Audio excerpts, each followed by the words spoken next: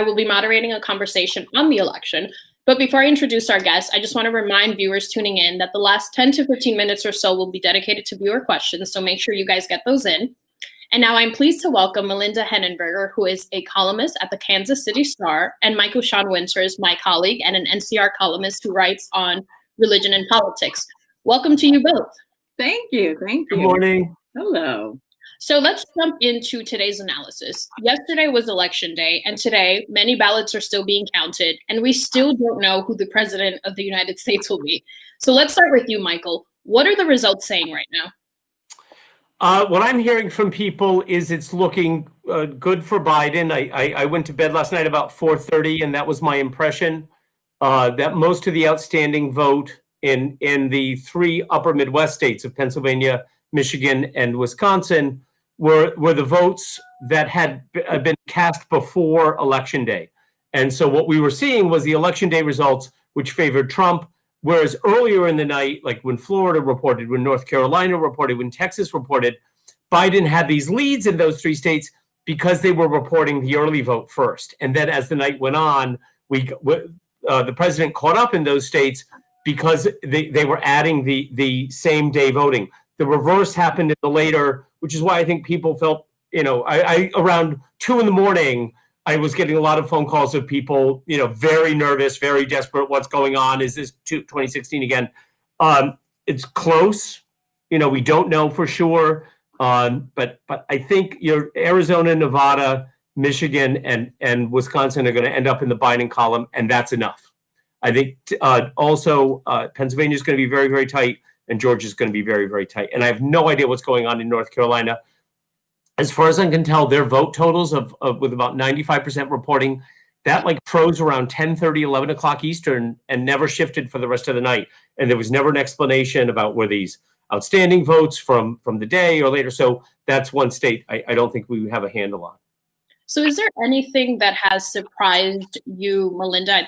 And there's also a question I'll raise for Michael as well, but is there anything that has surprised you in what we're seeing so far? Oh, very definitely. Just based on the polling, which was off again, a lot of people were very hopeful that Biden would run the table last night, that it would be a serious repudiation of Donald Trump and everything he has done and stands for. And it wasn't that. And I agree with Michael Sean that Biden is very likely to win, but just barely. And Democrats are probably not going to win the Senate. I guess I never really believed that was in the bag. But I just thought that we were going to get up today thinking, okay, that's not us. Trump's America, that we said no to that. We can have our differences on issues, but that went too far. And that did not happen. And we have to think long and hard about why that is and what that means. And what about you, Michael? Is there anything, you've been covering politics for a very long time, is there anything that surprised you with this election? I agree with everything Melinda just said. And I would add that, what we now realize is the kind of excuses that we made and the rationalizations in 2016. Hillary was a bad candidate. Well, she was a bad candidate. And the Electoral College and, all this. The president closed the gap in the popular vote last. I mean, it's like 50 to 49. It's not this egregious $4 million vote win for Biden. I think the other side, and we'll see how it plays out. It's really hard. I've been cautioned against trusting the exit polls, and as Melinda said, the polls before the election were off again. And I think the only question we have for the pollsters is, do we risk sending them just to Elba, or send them to St. Helena in exile forever, just right off the bat, just this with them? So, but I think that concern extends to the Democratic and the left's commentariat and political advisors and ad makers and all that. How do they not see this coming? How were they not more successful in reaching not just the Latinos in Miami-Dade County, which I think is a pretty sui generis county. There's no other place in America that's like Miami-Dade. So if that goes a certain way, it doesn't speak about the Latino community more broadly. But when you look at what happened in the Rio Grande Valley in Texas, that really is very depressing, where the president, significantly improved his numbers from 4 years ago. After the 4 years that we've seen in McAllen, Texas, and Brownsville, Texas, and Laredo, he improved his numbers among Latinos, and that's shocking and something we've got to really look at. And Michael, we know that both candidates worked really hard this election cycle to sway the Catholic votes, and I know that you both have talked a little bit about the distrust surrounding exit polls, but if we could break that down a little, how did Catholics, from what the results we're seeing so far, how did Catholics vote yesterday? It's interesting. So the exit polls, such as they are, said it was a tie, 49-49 between Biden and Trump, which is certainly an improvement from what it was, in 2016 and 2012. The Latino vote did come through for Biden in Arizona. He underperformed a bit in Nevada, underperformed a lot in Texas, and as we mentioned, in Miami-Dade. That's not the only Catholic vote that matters. I mean, to the degree he is going to eke out Michigan and Wisconsin and possibly Pennsylvania, that's kind of on the backs of white working class Catholic voters. But we're talking slivers. I mean, he's going to, if Biden wins 2 or 3 of those states, it's going to be by the kind of margins that Trump won it 4 years ago. So I don't think we saw a whole lot of shift. I think the Catholic vote, when people go into the voting booth, they are Democrats or they are Republicans. And I don't know that they are Catholics first on either side anymore. And that's a real lesson for the bishops. Their job is not to take a step back and look at how they've talked about the election and how they've messaged. Their job is to take 5 steps back and think about what it means to be a Catholic in this society. These are not just political differences that emerged last night. We have 2 cultures in America, and we are not divided regionally the way we were at the time of the Civil War. The divisions go within the states, not between them. But we're just as divided as we were in 1861, and sadly, and this will a column I'm working on now, says Lincoln in 1961 appealed to the better angels of our nature, and the war came anyway. Trump is appealing to the worse angels of our nature, and I don't know how America really gets her groove back from this. It's going to take a long time. Yeah, thank you for sharing that, Michael. I think one thing, this is the first time in my adult life where I'm seeing where election night happens and we still don't know who the president is. So this question is for you, Melinda. What happens next? Or ideally, when would we have an answer to who the next president will be? It may be a while, but I think we'll have a pretty good idea in the next 3 days. I do. On the thing about the Catholic vote, I mean, doesn't this really reinforce the idea that there is no distinct Catholic vote? I mean, if Catholics split 49-49 and America split 49-49 and Hispanics also split nationally exactly evenly, are there important differences based on that? It really doesn't seem so. I think where the distinction is and why people still talk about the Catholic vote is because that's not the margin, that 49-49 split that you have in any other religious demographic. The others are 60-40 or 70-30. And so it's always in the interest of a candidate to try to appeal, especially with their get out the vote, to a Catholic mentality or symbolism or something, for the simple reason that a Democrat is never going to do a get out the vote ad on evangelical or gospel radio because you're reminding 7 Republicans to go vote for every 3 Democrats. A Republican should not take out an ad in the Jewish Forward because you're reminding 8 Democrats to go vote for every 2 Republicans. Whereas if you kind of find a Catholic pitch, and Biden leaned into his Catholic faith a lot in this campaign. Yes, he did. Kerry had not, in a way Hillary had not. And that may prove to be the difference in Pennsylvania. And, when it's this close, everything is the difference and nothing is the difference. Exactly. So, yeah, right. So what challenges does this very specific moment that we find ourselves in American history, what challenges does it create for the country and also for the Catholic Church? This is a question for both of you. So Michael, you can start first. What challenges do you see this creating for us?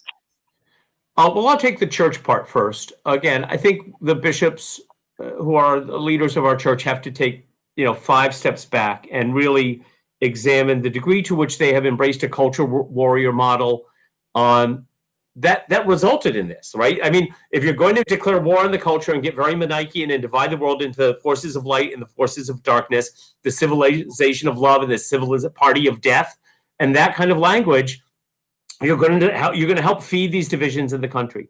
And I think the bishops really have to stop focusing on politics, I think, for a while and focus on culture. Culture always unites. And if we're living in an age in which algorithms are constantly going to reinforce people's prejudices and their biases, the church, I think, has to find a way to witness as an anti-algorithm in our culture.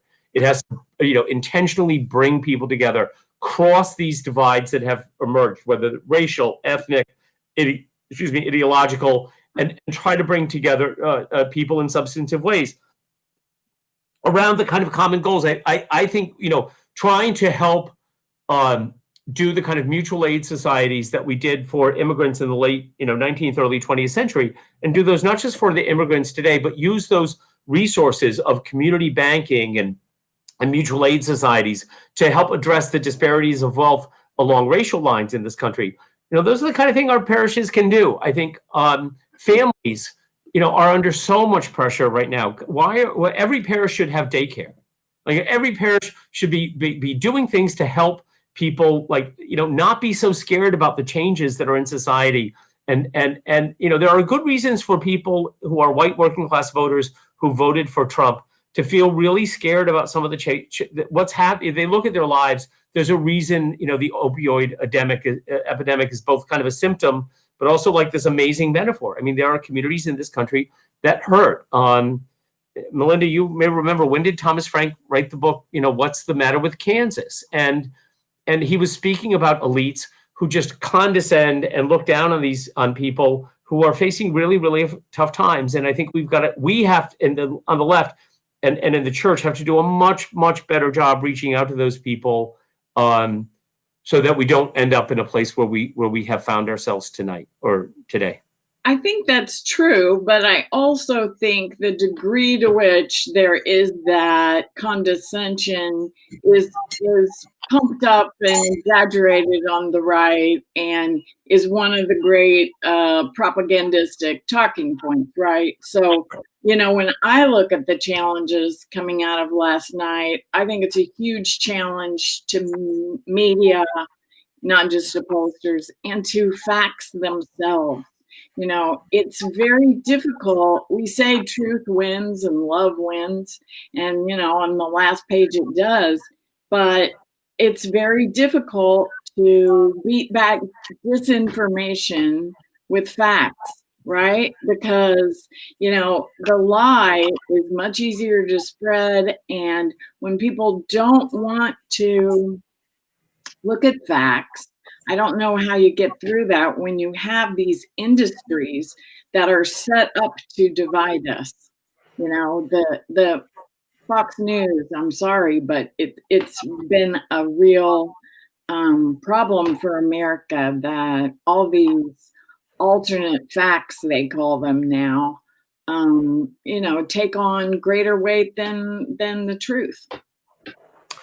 I refer to Fox News now as the triumph of the shrill. Yeah. No, it's very scary. You're exactly right, Melinda. But we have to be, and the gospel tells us to be as crafty as serpents. How many elections do we have to sweat or lose or nearly lose before we understand, we've got to figure out ways around this and exercise some real message discipline about, I'll give you an example. I wrote half a dozen columns during the debates saying, when will the Democrats learn that when you're asked about student loan forgiveness, which is a great idea, right? There are families, there's a way to pitch that as a very pro-family thing. There are people who are putting off starting families or starting jobs because they have all this debt from college. It's a great idea. But where was the Democrat who was willing to get that question and say, before I address that, I want to talk about the things I want to do for those kids who don't go to college. Okay, we have to have apprenticeships. That's half the country. And we never even brought it up. Well, what do they hear? What they hear is, so my dad, who's a tradesman or a businessman and is paying his taxes, so your kids can go to college? What? and so all I'm saying is, now that's, I think there, you want to say to them, look, the common good, blah, blah, blah. But the reality is we have to exercise some message discipline about what we say to make it harder and harder for Fox News to do the manipulation. They're still going to try, but we don't have to make it easy for them. You're absolutely right, but you're speaking rationally, right? Like, no, you're saying, like, why didn't we do a better job of selling on this issue? Democrats win on the issues. I mean, voters, for the most part, are more in concert with Democrats on the issues than they are with Republicans, and yet they choose Republicans, so that means we're not losing on issues. We're not losing rationally. I think it's a loss because of what you said before about pitching to the lesser angels. And I've been saying for 4 years, it's like our president is in constant communication with our lesser angels. And that's where we are. I mean, that has worked beautifully. He did not win independents. He did not win over many independents at all. He expanded the base of the, by inflaming the base and turning out more like-minded people than he did 4 years ago. So, that's what he's doing. And I don't know that you fight that with better and more disciplined rhetoric about college loan debt. Okay. So we can all go back and read Augustine, and we need to. I agree, and we'll speculate that there's evil at work in this. I absolutely, but I do think it's really important that we make sure we try to differentiate. So I'll give an example. When you go to a town like Laconia, New Hampshire, which was a mill town that where really the only growth industry today is opioid distribution. Anyone who's like, oh, those horrible Trump people, shame on them. Like, those people deserve it. Yeah. On the other hand, El Reeve from CNN did this great segment, and I put it in my links last week, on these very wealthy Trump supporters who were having a dune buggy rally. And these were guys making $250,000 a year. They're completely self-satisfied, completely racist. Oh, Trump's not racist. He just doesn't like lazy people. Oh, well, then that's what it's about. It was just unbelievable. They were libertarians. They were self-satisfied. Those people can rot in hell. I mean, I'm sorry. I know that's not a Christian thing to say, but there's nothing we can do for them. We do have to be creative about how we combat their myths. I'll use an example that's not directly on point for last night's results. Think of how the Republicans have taken originalism and textualism, which frankly are theories that I think would be laughed out of a graduate school history seminar. And if there were still such a thing. Yes, indeed. If there were. And they would, and yet it works, right? Because they say, well, we only interpret the Constitution. Like, anybody thinks, well, I'm just making it up as I go along. No, that's not what liberals on the court do.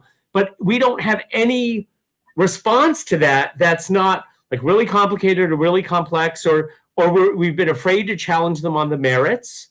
And so I think we've got a lot of intellectual work to do. And I think, unfortunately, on the left, a lot of the intellectual work because the dynamics of the academy is always trying to push the envelope and things like that, when I think Democrats actually have to, be focused on kind of core stuff. And I would like to see 1,000 dissertations in the next 4 years on justice, on the common good, and on human dignity, and a few others about, transgender Eskimos in 14th century France. Well, thank you both for that wonderful context. I'm going to shift this now to questions from the audience. So the first thing we've gotten is, whoever eventually wins, it looks like we're headed for at least 2 more years of a divided government. Any predictions for how bad the gridlock will be? Melinda. Go ahead. It's going to be bad. I mean, Mitch McConnell looks like he's still going to be the majority leader. Mitch McConnell is the most Machiavellian.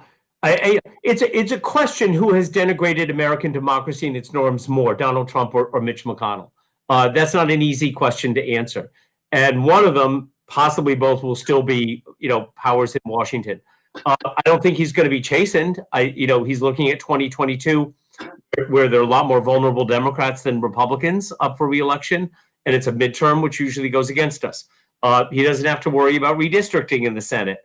I don't know. I don't know. It's going to be very, very difficult. On the other hand, it's almost difficult by the time that we get to the end of this winter, which I think is going to be very dark and very grim, and there's going to be hundreds of thousands more dead Americans. There's going to be tens of thousands of more small businesses that close. There will be millions more people out of work and unable to pay their bills.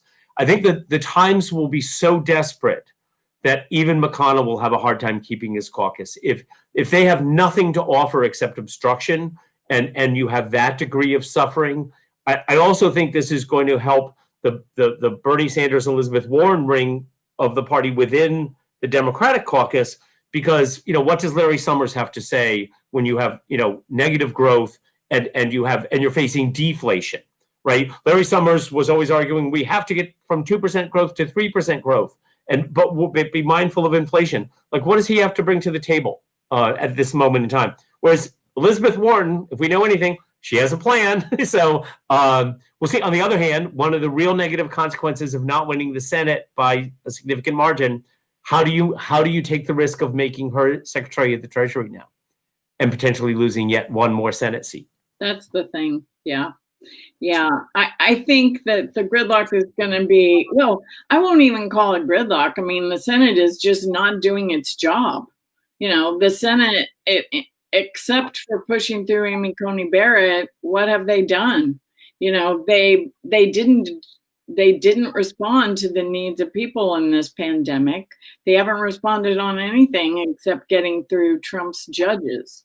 So I expect that what they will do is even less, because now they will be blocking Biden appointees every chance they get. So, however, it will still be a much brighter picture, given that, Biden will be able to veto the worst of what they can serve up. I think the Democrats are holding the House. So how much that's horrible is going to reach his desk. I'm hoping there's a Republican senator who could be tempted to become Secretary of Transportation, or, if Susan Collins pulls out a victory in Maine, which it looks like she will. It looks likely. Maybe she would like to be Secretary of State. I wouldn't be. I would. I don't. Recommend Machiavellianism in the Mitch McConnell mode, but a little friendly bribery could go a lot. So we're using executive orders in the same way that Trump has been, right?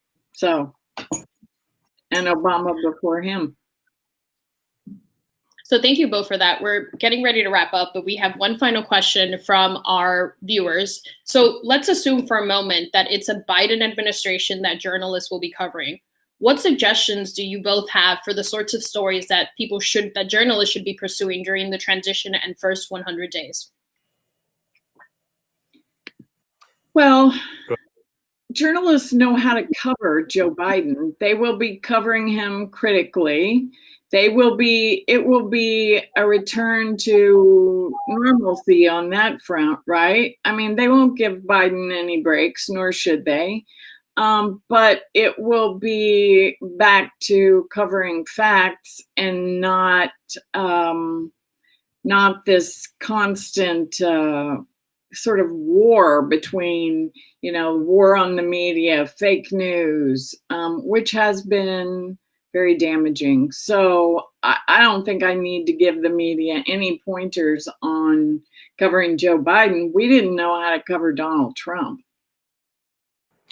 Yeah, the only story that I think is and it's not one that I would do because I don't think it's a particularly Catholic angle there, but I would want to know what foreign countries don't have extradition treaties but do have golf courses that Trump might go to, because I think the Southern District of New York is going to have a lot to discuss with him the second he leaves the White House. And that, in turn, will change the political dynamics to see him flee with his tail between his legs And I don't know how that plays out. At least one thing, it would force the Republican Party to consider a post-Trump future much sooner, and not think that Don Jr. or Ivanka, God forbid, in 4 years would come up. But I think that's actually likely. I mean, I think we've learned enough about Trump's behavior. I hope whoever is the new Attorney General or the prosecutor in the Southern District resists the temptation to go after anything Trump did in an official capacity. That's not how democracies function. But I want to see his tax returns from 2014 and 2015 before he was president, and it is how we put Al Capone away. So. Well, thank you both for giving me this wonderful context. I know I'm still confused and trying to figure out what's happening. So this is really wonderful for us, and I'm sure our readers have appreciated as well. So thank you, Melinda. Thank you, Michael. And thank you all for tuning in today. You can follow all of NCR's election coverage at ncronline.org. Thank you, everyone.